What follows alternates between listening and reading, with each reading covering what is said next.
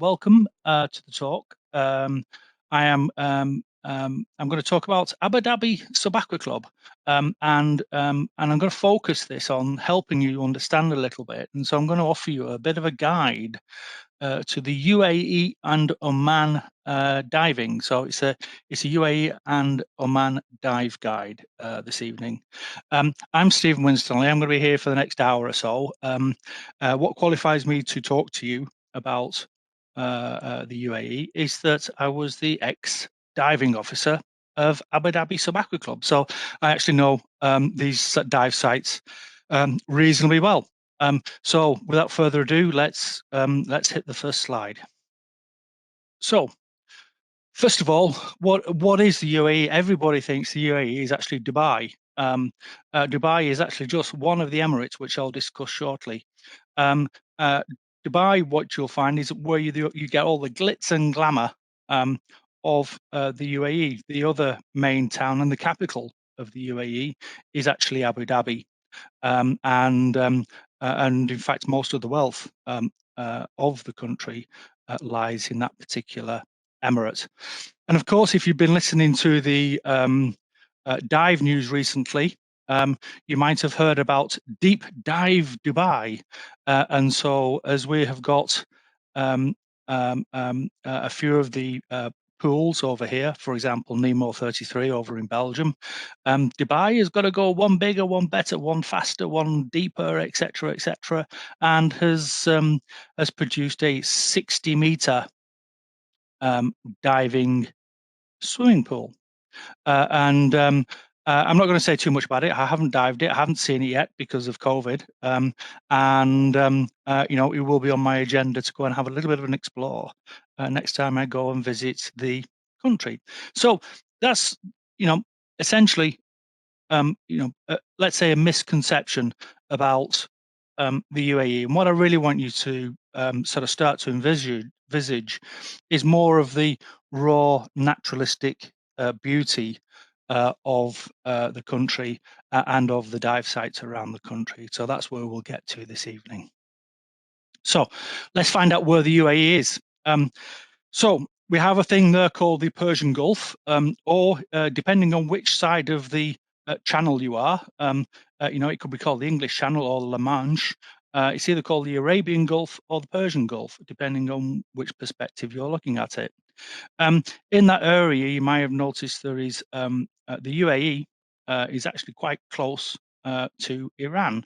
And if you look on that map down there on the tip of the UAE, you'll find a little enclave that sticks out the top in the Straits of Hormuz, which is actually part of Oman. And so, welcome to the Persian Gulf. Along there, we have a number of states, including Iraq and Iran, Kuwait, of course, at the top. Coming down, we have Bahrain, a small island off Qatar, and also Qatar itself, where we'll find the 2022 World Cup. There is, with reference to this map, really, it's a sort of a political map. And there's also, and what I really want to highlight is actually there is some tensions in this area, and tensions is really important because it will also dictate where you can and cannot dive, for example. And so, for example, UAE used to be joined to Qatar, but there's a little bit of a spat between the UAE and Saudi Arabia. Some say it was given, some say it was taken, and UAE is no longer connected to Qatar. Similarly, just above Sharjah, there's a little island called Abu Musa, and in 1971 there was also a little spat between Iran and the UAE, and to stop the invasion, Iran offered Abu Musa under duress, and which is a part of a UN a UN challenge at the moment on who actually owns that particular island. But it's an important island because one can shut off the Straits of Hormuz with it. So there's a lot of sort of political stuff going on there. So one's got to be a little bit careful about where one is actually traveling to within the UAE. We also maybe need to understand a little bit about religions as well, because you'll hear, for example, that Saudi Arabia is much more conservative, for example, than, let's say, the UAE. And that might be reflective in the type of Muslim religion in that particular area. And of course, you may have seen the troubles between Iran and Iraq, for example, and that's predominantly, between the Sunni and Shiite, or Sunni and Shia Muslim, for example. There is still, challenges, indeed, with those particular nations, particularly between sort of Saudi Arabia and Iran, for example. So one's got to be very conscious of, religion in the area. It is a sensitive topic, and one that's best not dwelled on if you're a visitor to the country. We can also look at the UAE land geography. You may think of UAE just being a desert nation. The UAE, however, is a desert. So down at the bottom, and if I put my laser pointer on, so down at the bottom here, you'll find large desert areas of the UAE. However, just south of Abu Dhabi here, you'll find a lot of mangrove swamps, in fact. And equally, when you go over towards the Saudi border, you'll also pick up quite a lot of mangrove swamps. So there's actually quite a bit of green there. But what's also quite interesting is at the top here, you'll find also some stunning mountain ranges. And we've neglected to put a man on the top of this particular map of the UAE, but in a man up here, sometimes it gets referred to as the Norway of the Middle East because of all the fjord-like features in that particular part of the world. So, yeah, you will find sand dunes. In fact, there's me stuck on the top of a sand dune back a few years ago. You've also got fascinating collies of flamingos, and when you see flamingos flying in formation past your dive boat, you have to just stop and stir occasionally. This is here on the bottom left-hand corner of the slide. That's what it looks like up in the Musandam, and we'll talk a bit more about the Musandam a little later on. And of course, that's the frontage of Abu Dhabi. It is a modern, it is a growing city, and it is trying to compete in itself with Dubai. However, Abu Dhabi is more of a conservative emirate than Dubai, and so you'll find probably more Western type entertainment, let's say, in Dubai rather than Abu Dhabi. But Abu Dhabi, I've got to say, is a spectacular state. So the UAE, well, this is also quite an interesting country. So back in the day, it used to be called the Terrestrial States, and there was plenty of challenges going on in this particular area. And in fact, the UK was involved, and not necessarily in running the country, but it was helping the local tribes to defend the country. And in the sort of early 70s, as it were, and before the discovery of oil in this particular area, they decided that actually there was going to be 7 major tribes or emirates, and each of the smaller tribes or sheikdoms could choose which one of the 7 they would enter into. And so we actually got a very diverse and split up map. And so you'll see that Abu Dhabi is the largest emirate. However, it has got most sand and most empty ground, as it were, that you really cannot do much with.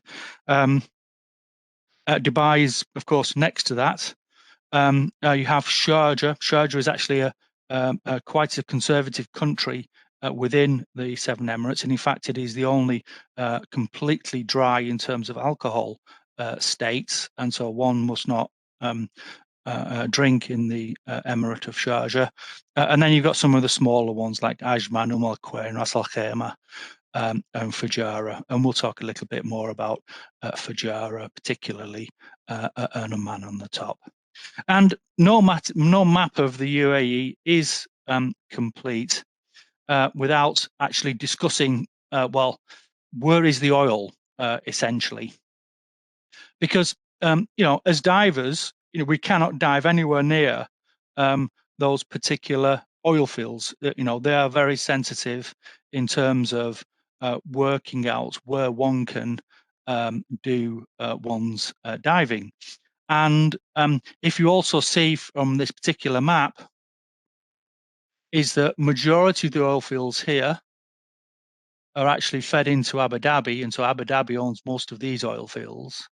Dubai is the second largest oil producer, but actually, it's more or less run out of oil presently, and Sharjah is the least of the oil producers.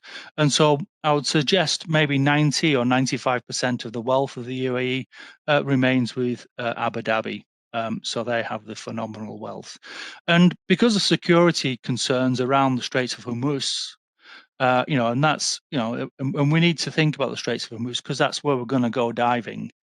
The UAE has put pipelines into Fujairah such that if Iran does try to take the Straits of Hormuz and close it off, there's always an outlet for oil out of the UAE and for them to maintain their predominant source of income. However, that's enough of describing the country. Let's get down to some diving.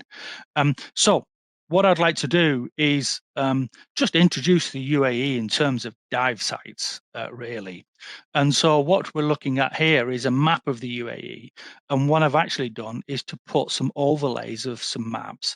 And I've extracted these maps from recsite.eu. So if you go and have a look on recsite.eu, you might have to pay for these Arabian maps for a few shilling or a few dirham, and you'll be able to see some of the wrecks in the area, and we'll talk about some of the particular wrecks. What I should note on this map, and let's describe the difference between the seas and the difference between some of the expanses in broad brush terms, is that on the left-hand side, in the Arabian Gulf side, you'll find that these maps are actually quite large. And what happens is that the dive clubs from these areas will truck out quite a considerable distance. And so if we look at that particular line on this map here, that's a 40 nautical mile line.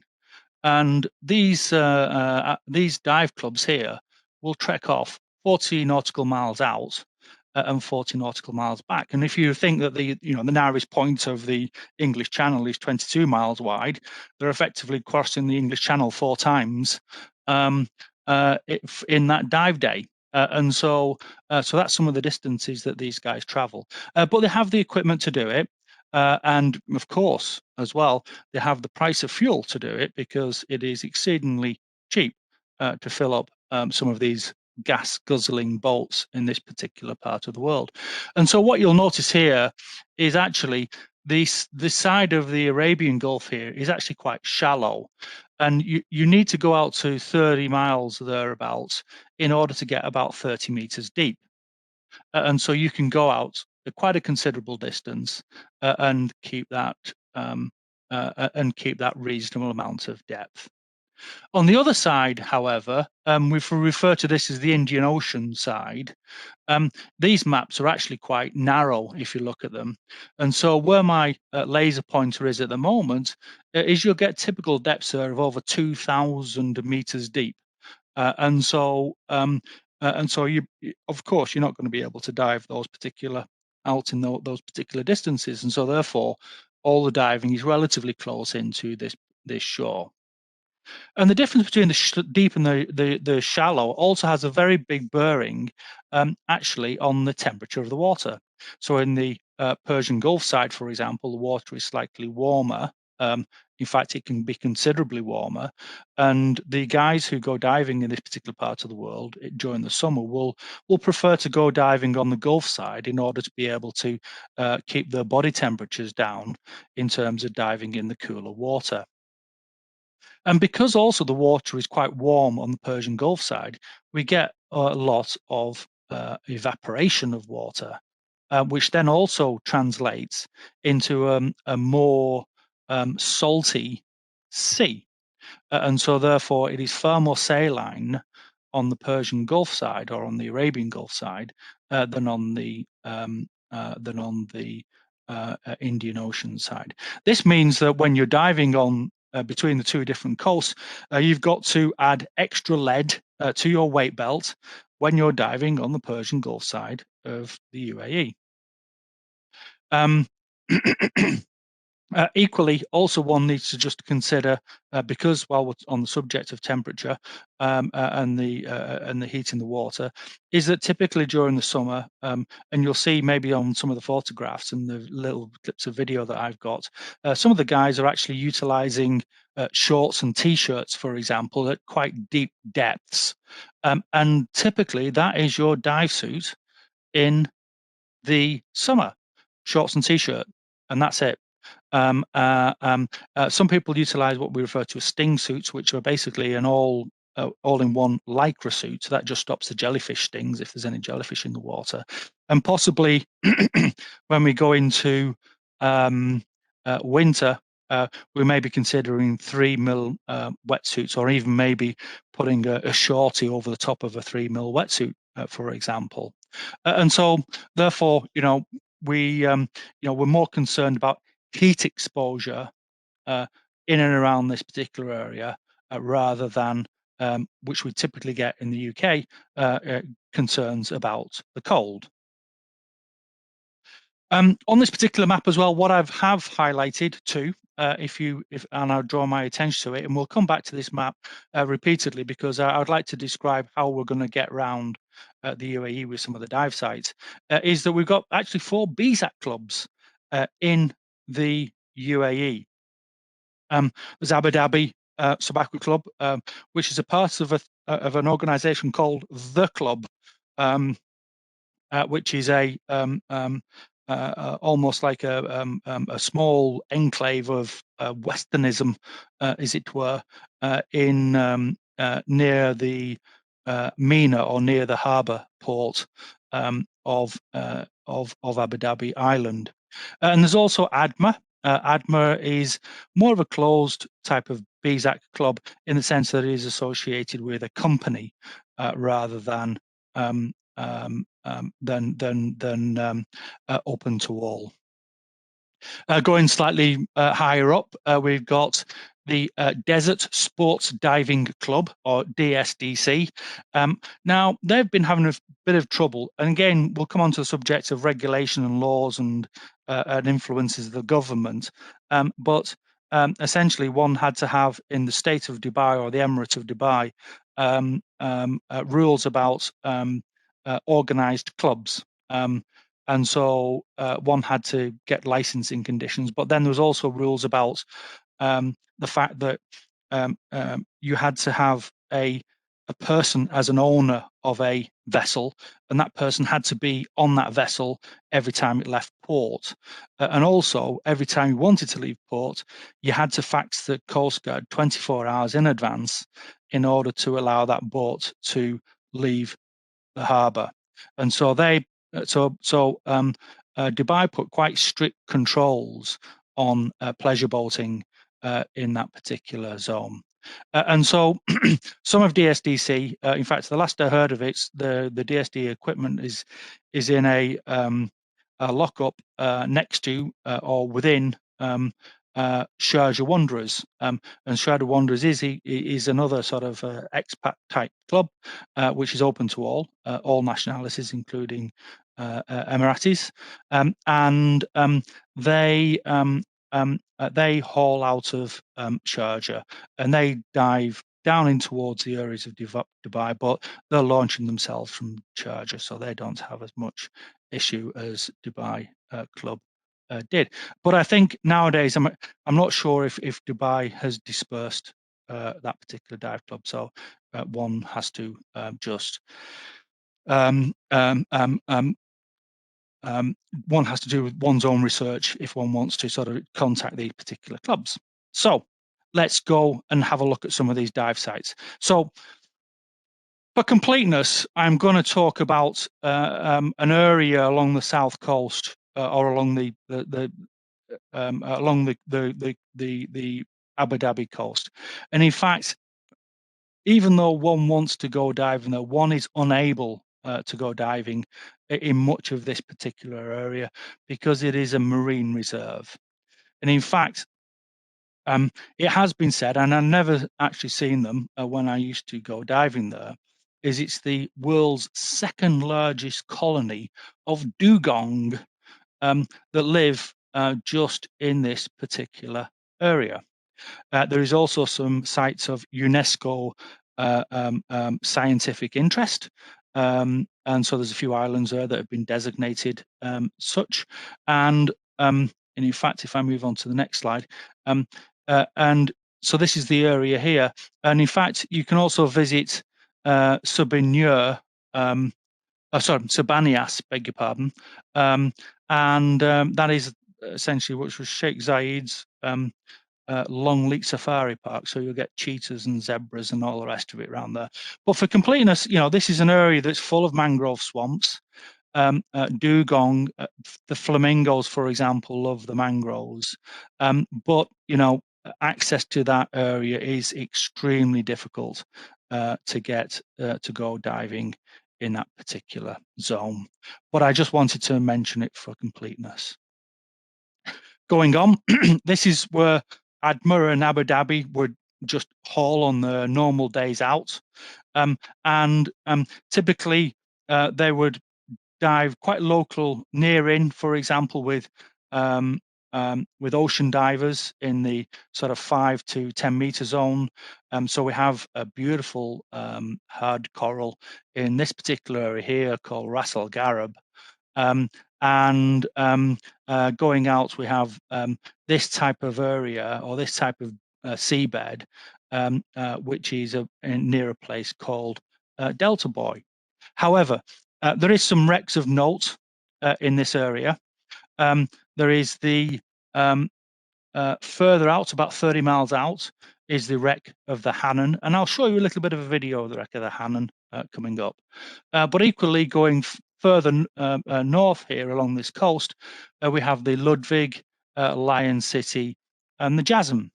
I had to laugh the other day that I found on wrecksite.eu this particular wreck called the Jasm.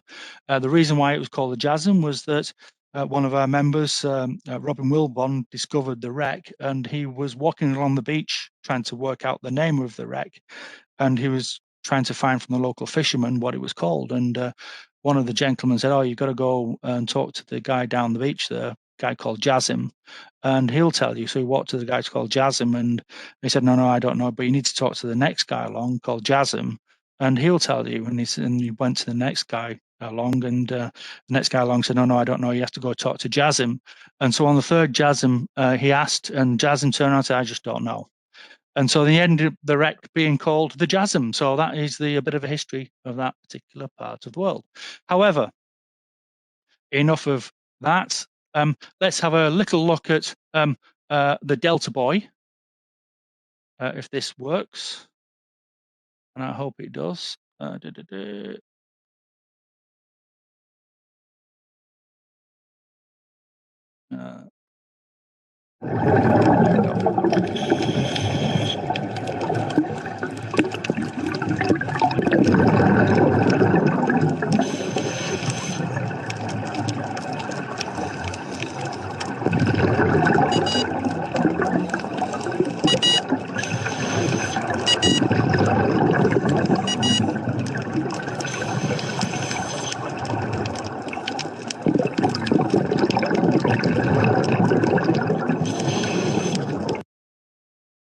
So that was just a short clip of actually some fish that I think they're locally called sherry, and actually they're very tasty. And if you do go into the MENA, you'll find the fish market in the MENA.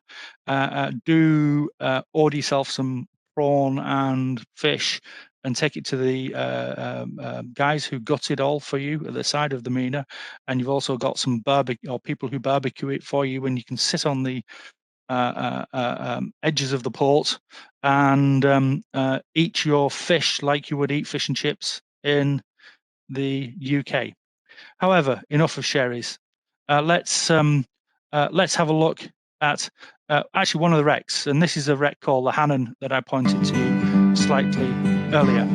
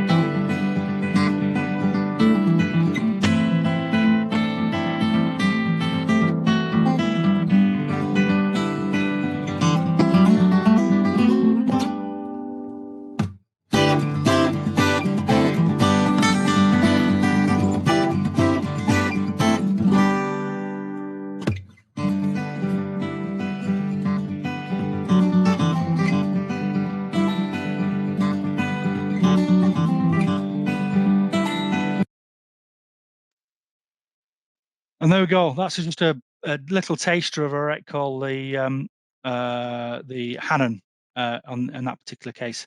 And so, yeah, so what you'll find is actually on this particular side of the UAE, we try to do quite a bit of wreck diving. So hauling out of Dubai, if one has got the opportunity to haul out of Dubai. In fact, some of these wrecks are also available from Sharjah. We can look at a number of these wrecks that haul out of Dubai. And so again, using my laser pointer, some of the interesting ones are the Miriam Express. This is the sister ship at the bottom here of the Miriam Express. That was very interesting in years ago because it had a cargo of coffee. And actually underneath the coffee were some coffee cups. And so the challenge was to go and get yourself a coffee cup. But the problem you've got is that when you went into the hold at the back and you went along the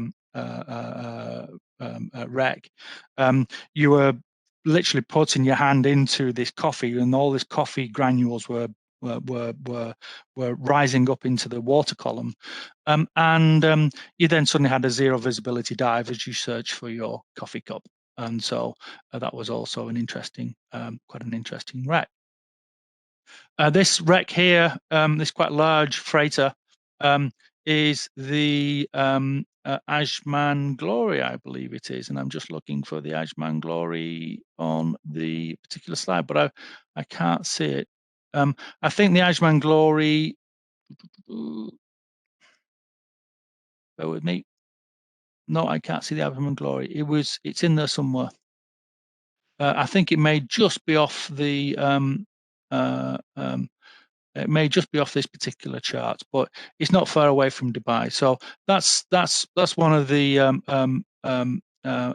wrecks there. In fact, it's got the sea turn on the front of that boat. That was the previous name that was given to the Ajman Glory.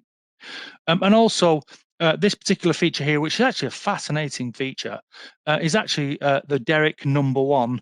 This is Sheikh Mohammed's barge, and it was a large crane with a large jib on it. A phenomenally sized wreck. It's in about 25 meters of water, probably raising up 10 or 15 meters in height.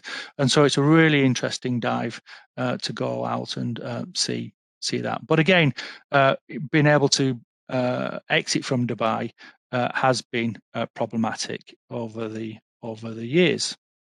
So yeah, so what I should say is actually from this particular slide here is that these are all the dive sites you'll find along this particular coast. So for reference, when you want to have a look at the catch-up, you may want to sort of browse some of these dive sites going forward. Into Sharjah, we've got a few interesting dive sites up here. There's quite a few of them, to be honest, but I've just put a couple in there. In fact, there's the Ajman Glory. Beg your pardon. It's just above. It's just above Sharjah. And there we go, Ajman Glory. We've also got a famous wreck here, which is actually called the Dara, and it's actually owned by Sharjah Wanderers. And so these guys here on this particular wreck. This particular wreck was bombed by the Omanis, put a small explosive device on there, and blew it up in I believe it was 1962. And in fact, we was on the wreck in 2012. We raised a red ensign on it because it was a merchant vessel to commemorate the 50th anniversary of the sinking of that particular vessel. And also, it was a considerable loss of lives, probably one of the biggest loss of lives after the Titanic at the time. There was about 840 souls, I believe, that was lost on that particular vessel, and that's the aftermath of the explosion, whereby we've got a couple of warships there. But that is a beautiful little dive out of Sharjah. Going further on, we've got also up in the top of Oman. What we'll do now is start to stop talking about wrecks because of the depths involved. We don't get to see that many wrecks, and so what we're doing now is looking at marine life. And so what we're referring to here with the list of these dive sites are actually areas where we're going to see, particularly interesting stuff. And generally we're led in these areas because when we go diving up into these zones, we're no longer taking our own boats, for example, because it's in Oman, and one cannot cross the borders with your own boat.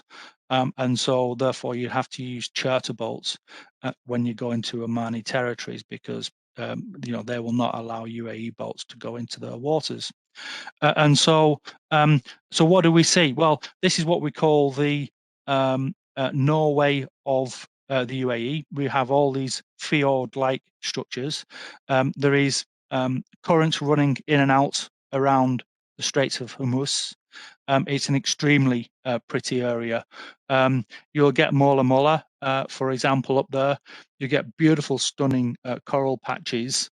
The roads that will go around, because your route generally is from Dubai through Ras-al-Khaimah, over the border, and there's a big border here whereby you get your passport stamped and your exit visas and entry visas and pay for your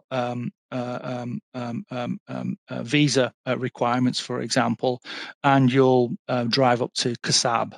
Up the top here, and you'll haul out of dive centres in Kasab, and generally one will book a rather cheap hotel, for example, and haul yourself out of there. But the views are stunning.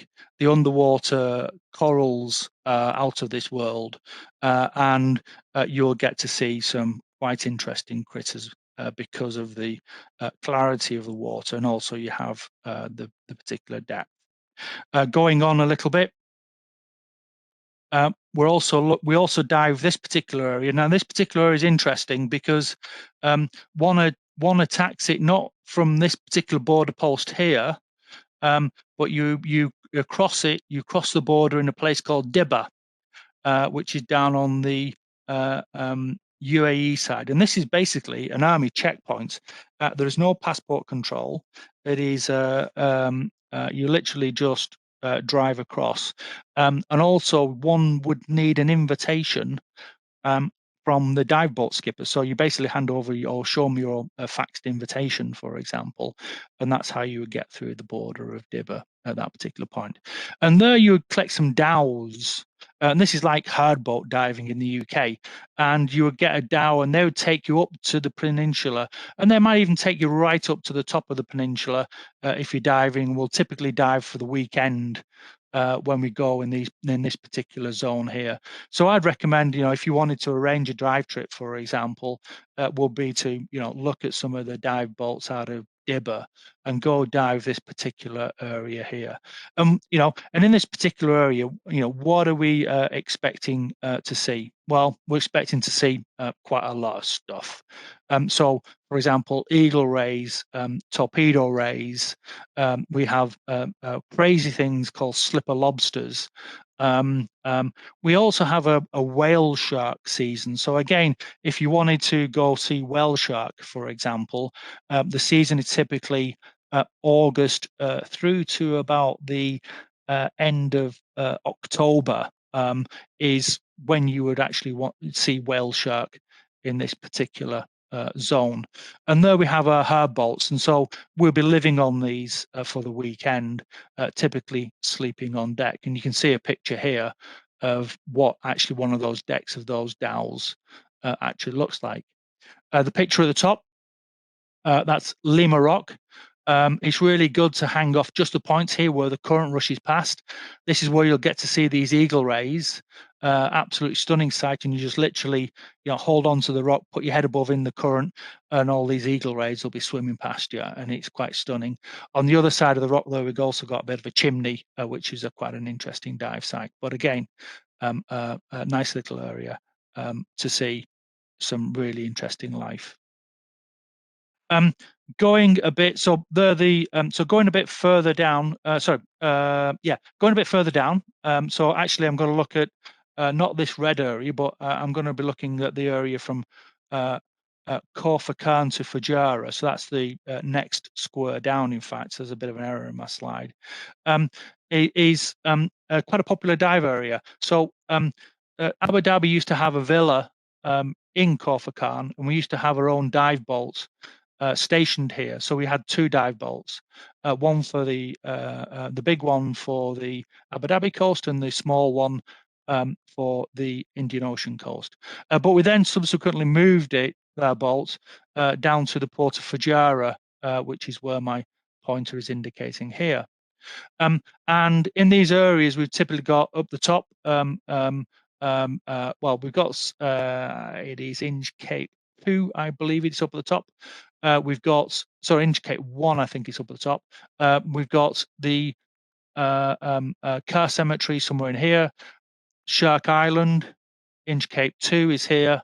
We have Martini Rock, which basically looks like a martini glass upside down, full of these teddy bear coral, in fact, stunningly, beautifully coloured. Coming down from here toward Fujairah, we have Inch Cape 10 just out from Fujairah here. It was a dive that I always used to look for this critter. This is a frogfish, and in fact, this is a picture of Inch Cape 10 with a lionfish on it. And then further down, you've also got a place called Kalba Deep Reef. We used to nickname it as Avatar's Garden because you picture that film Avatar, for example, and that's what it looked like down here. And it was a 32 meter reef, so it was quite a deep reef, in fact. But what was interesting, though, it was full of these little critters, these banded snakes. And they're very inquisitive, so they'll come up and they'll sort of peck into your mask and have a look at what you're doing, what you're getting up to, for example, and potentially they'll not leave you alone, and they're extremely poisonous, I might add. However, they do have trouble with their ability to bite, for example. And also Inch Cape 10 was also this was the one slightly higher up, was famous for its porcupine fish as well. That was quite stunning. But anyway, let's not talk too much about this, and let's actually go and see a little bit about what Inch Cape 10 looks like.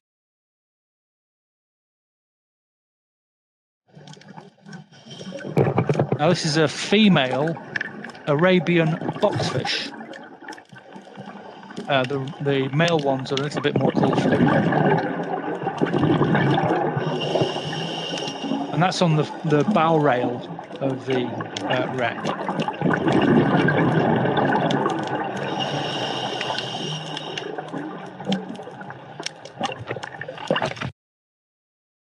And also, let's explore just a little bit more of the wreck, and let's have a look on the inside of Inch Cape 10.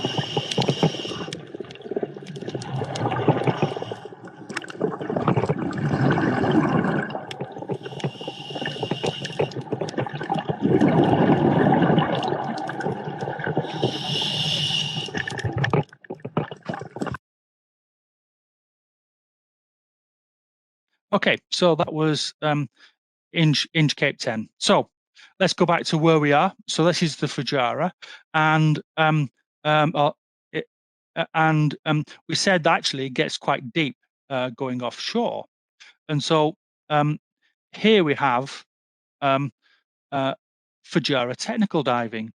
So we have a number of wrecks here. We have the first of all, it's the U-533. The U-533 is about 110 meters. We have the Anita. I think that one's at 90 meters, and these two here, the Innis, around about 70 meters to the seabed. And again, I don't want to dwell on this too much. Let's go and have a look at it. So this is actually the U-533. It's the conning tower.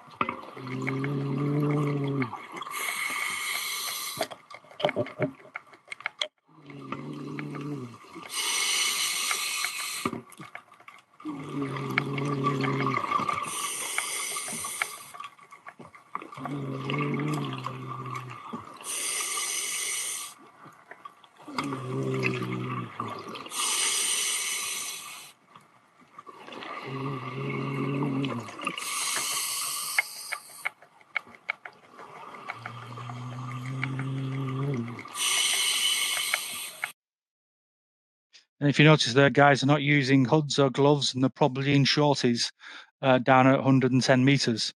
So that's quite interesting. And so the last of my whistle-stop tour of dive sites around the UAE and Oman is actually a really special one.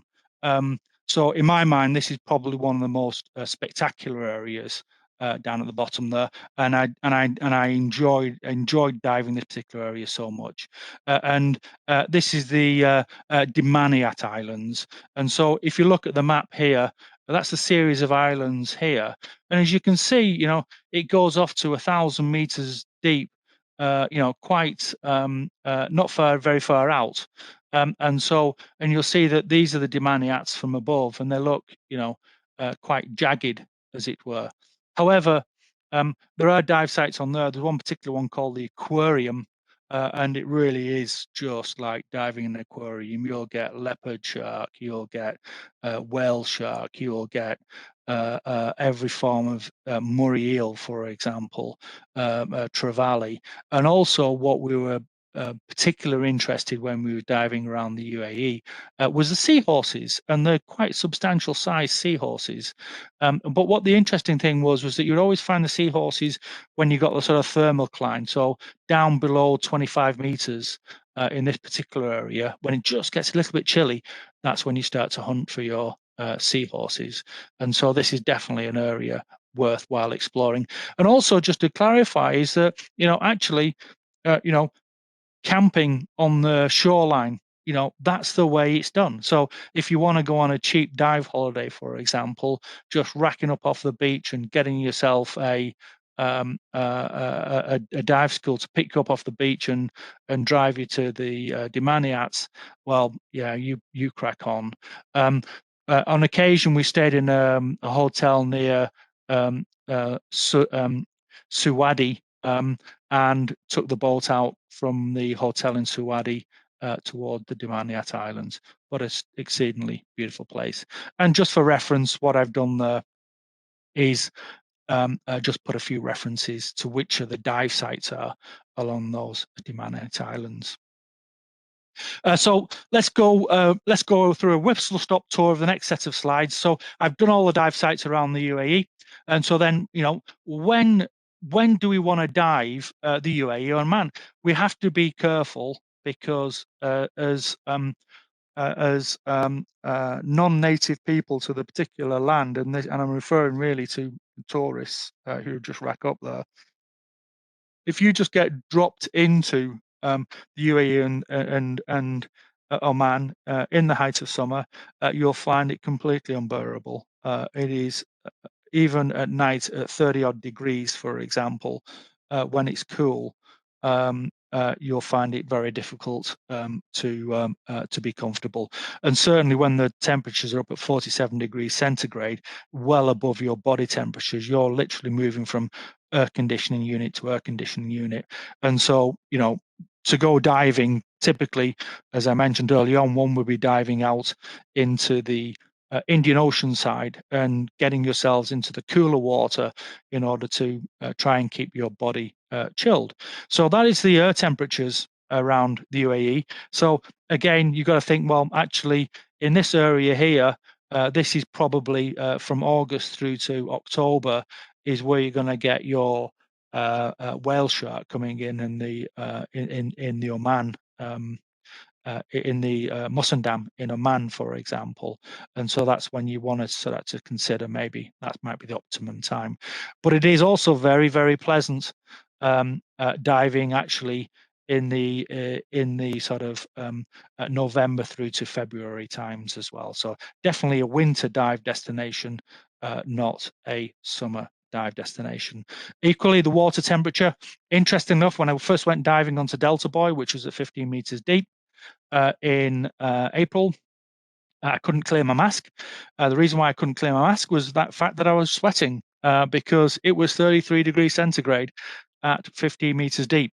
It maintains that temperature all the way on the Arabian Gulf side, down at 25 or even 30 meters. At 30 odd degrees centigrade. Now, the interesting concept there is, what happens to the coral. We talked about coral bleaching. The coral does bleach, but it does survive around the Arabian Gulf, and there is research in there looking at why coral survives in such high temperatures in the Arabian Gulf, and is it the type of bacteria that's associated, or the type of algae that's associated with the coral that's able to survive those particular temperatures. Equally as well, what we also want to look at is probably looking at some of those wind speeds as well, because what you'll find is a lot of the skiffs around the area are very flat bottomed, for example. Those dowels are quite top heavy, and so if you get a higher wind speeds, which is in the March, April, May time, you might be a little bit rougher in those very shallow bottom boats. And so again, you might be thinking actually September to November may be the more suitable time to go diving. But also, one also has to take into account, for example, religious festivals. We have the holy month of Ramadan. What effectively happens, it comes forward about 2 weeks a year. And there is customs associated with Ramadan, particularly for example, fasting during the daylight hours. And so in the UAE, you will not be allowed to drink in public or eat in public during those particular hours as a tourist. As a tourist, you will be essentially put behind a wall or some shutters or some screens for you to continue your eating. But certainly most of the expat community will respect the holy month of Ramadan and will be fasting themselves, for example. So if you're stuck on a dive boat all day and you're unable to eat or drink, you're in those quite warm temperatures, you'll soon become dehydrated if you're not used to that particular that particular way of conducting oneself. So who are we? Abu Dhabi Sub-Aqua Club. So let's have a quick flying visit in my last few moments of this particular lecture. So so we are a part of a thing called the club, which is in Abu Dhabi. It's essentially sort of a sports club. We got probably about 12 to 15 bars, for example. So it's almost like a high street in an English village. There is shops in there, for example, libraries, snooker parlours, squash and tennis courts. There is a theatre with amateur dramatics, for example. But most importantly, there is Abu Dhabi Sub-Aqua Club, and we can see the sign for the compressor room and dive store. So it's just like all BSAC dive clubs, we need to have theory lessons. We utilize all the BSAC slides. We don't necessarily concentrate too much on dry suits. We don't really care too much about exposure to the cold. We do care, however, and emphasize exposure to heat. And this is our venue, which is the sports bar, where we hold our lectures. Similarly, we're fortunate to have our own swimming pool. In summer, this swimming pool is chilled, believe it or not.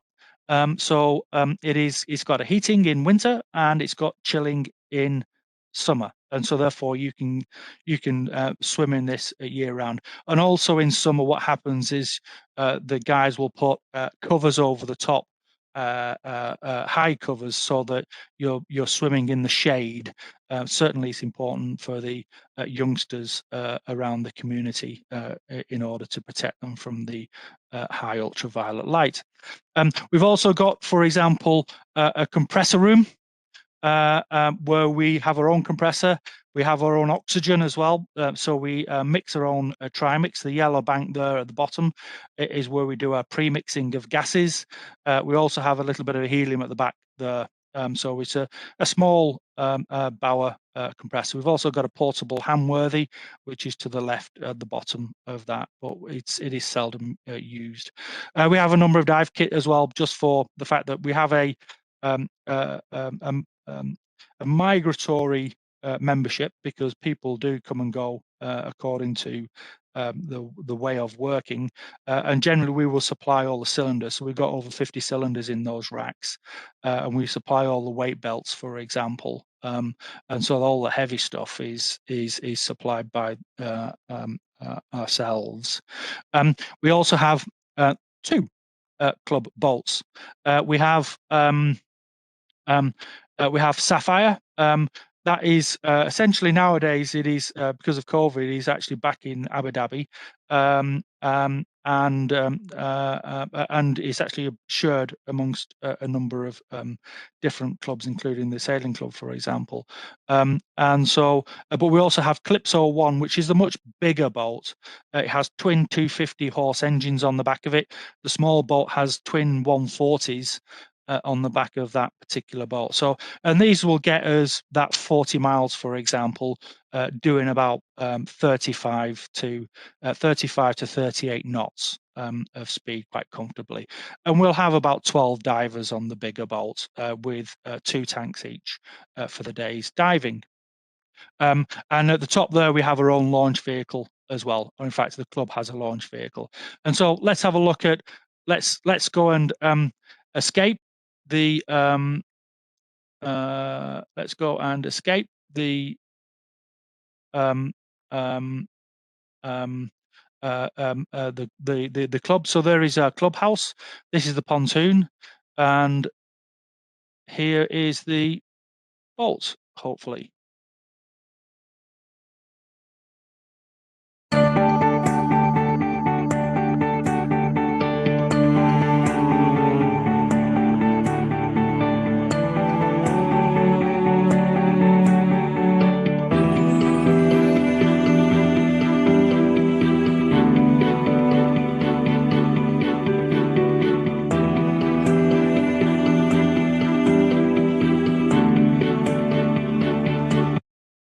And there we go.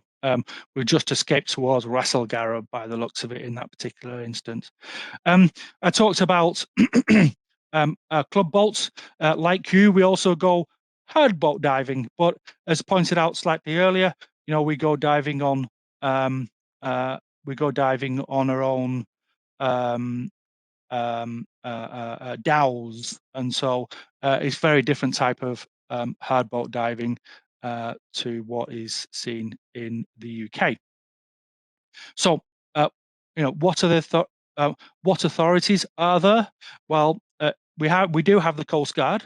The Coast Guard, in fact, interestingly enough, is a more of a military type Coast Guard.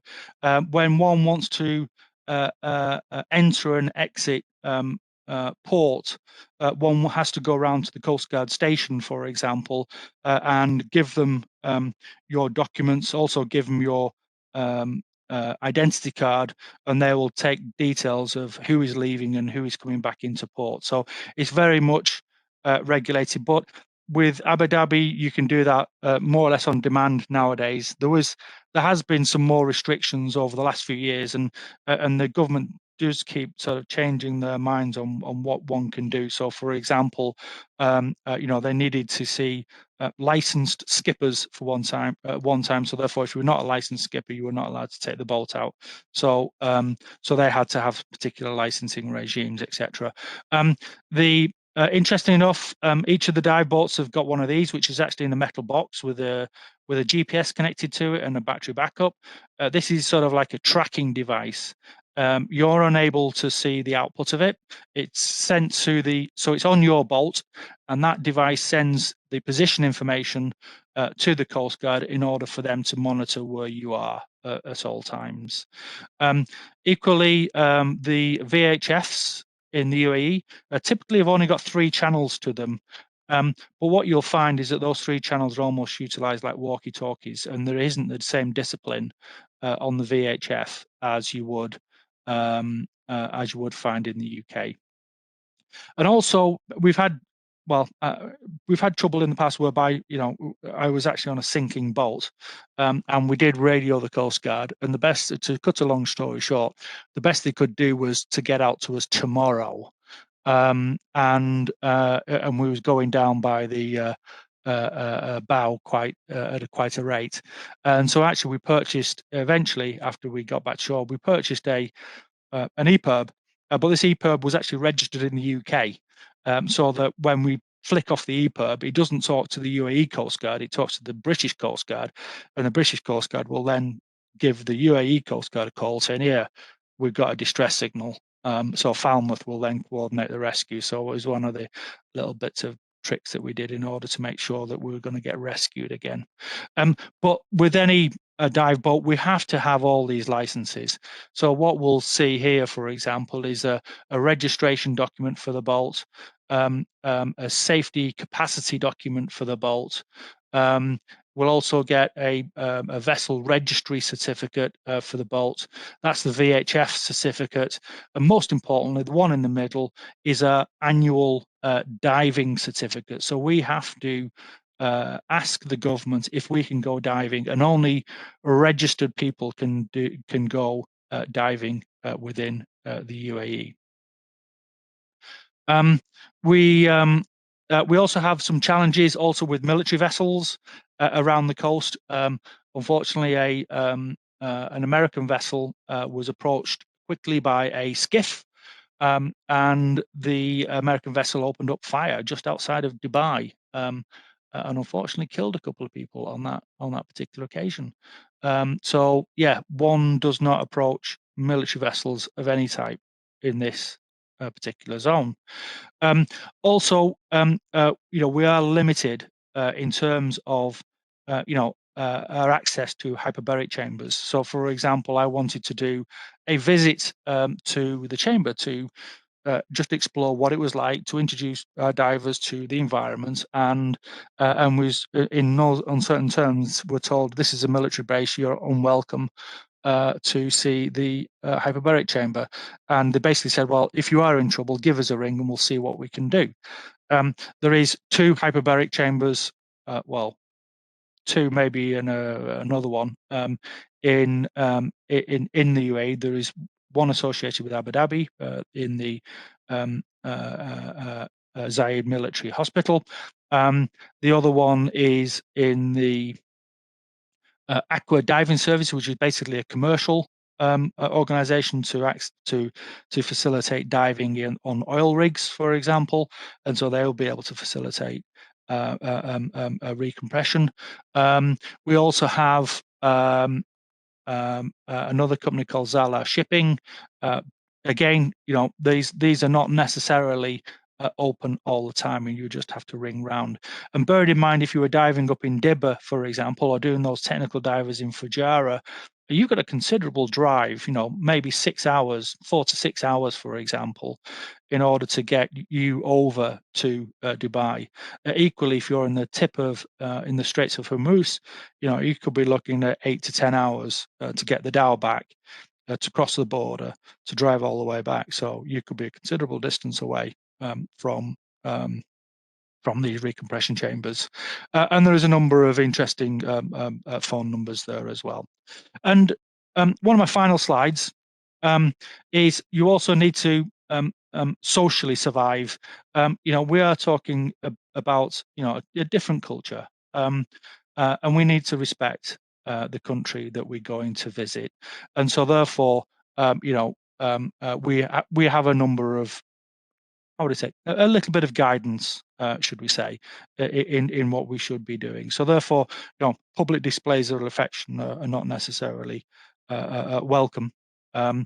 Noise, disruption, and making gestures. Do not, whatever you do, raise your hand or any digits of your fingers, for example. You will end up in jail making gestures. Do not attempt to disrespect the UAE or its leaders. The Emiratis love their sheikhs, and disrespecting the sheikh, you'll end up in trouble. And keep off the subject of religion.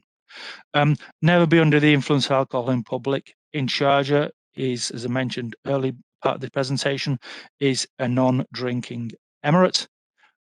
Accept and eat food with your right hand. So that is the customary way of eating. So do not use your left hand. Do not shake somebody's hand unless they extend their hand first. So it depends on how Western that Emirati is, for example, to the idea of touching. So do wait until they offer you a hand. Dress modestly. Ideally cover your upper arms and do not wear shorts or skirts, short shorts or skirts. Women are not expected in the UAE to wear head coverings or the traditional dress, which is called an abaya. Any form of nudity is strictly forbidden.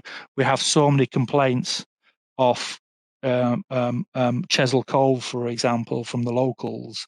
If one was to do the same in the UAE, they'd be in far more trouble than a telling off by a local in Weymouth.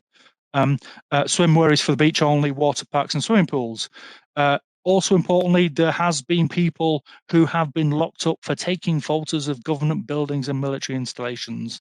So, aircraft and plane spotting is illegal. So don't get your camera out and snap pictures of planes. And do not photograph people without permission, especially women and children. So that's your bit of a survival guide. So that was my last slide. And so to summarize, basically, I've introduced the country. I've taken you for a whistle-stop tour around a number of the dive sites, showed you a little bit what it's like underwater. I've introduced a bit of Abu Dhabi Sub-Aqua Club. The other clubs are pretty much the same. They're all doing BSAC training out in the Middle East, but maybe in sort of a blue water fashion.